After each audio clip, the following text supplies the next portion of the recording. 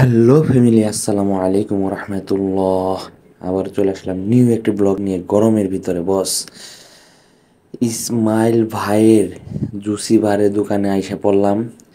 এত গরম পড়ছে, বাইরে যে রোদ, চিন্তা করলাম এই ভাইয়ের দোকান থেকে দুইটা জিনিস খাইয়া যাই, না খাইলে আর হইব না বস।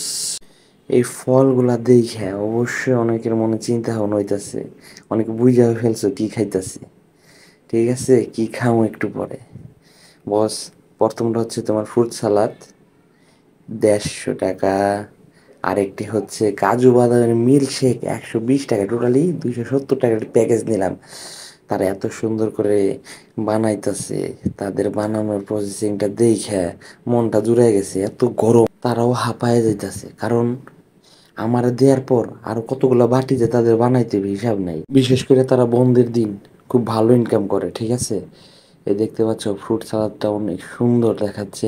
সুন্দর তো লাগতাছে, খাওয়ার পর বোঝা যাবে কেমন লাগে। ঠিক আছে, এই যে দেখতে পাচ্ছ তৈরি হয়ে গেছে আমার ফ্রুট সালাদ। ওয়াও, কাজু বাদাম উপর দিয়ে ছিটাই দিল। ওয়াও, মাশাল্লাহ, খুব ভালো লাগতেছে দেখে। একটু পরে পেটে যাইব। ও, চেরি ফলও দিছে আবার। বাহ বাহ বাহ বাহ, কিছুই বাদ রাখেন না। এই 2টা চামচ, ও বাহ। ঠিক আছে, ফার্স্টে আমি শুরু করবো তোমার ওই যে আমার স্পেশাল মিল্কশেক দিয়ে কাজু বাদামের। গলাটা খুব শুকিয়ে গেছিলো বস। যাই হোক, এই গরমে সবাই বেশি বেশি তরল খাবার খাবা, জুস জাতীয় খাবার খাবা, স্যালাইন খাবা, গ্লুকোজ খাবা, যার যেটা ভালো লাগে।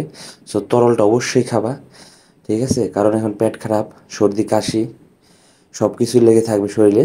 সো রোগ বেলায় আছে, তার প্রতিষেধক আল্লাহ দিচ্ছে, আলহামদুলিল্লাহ।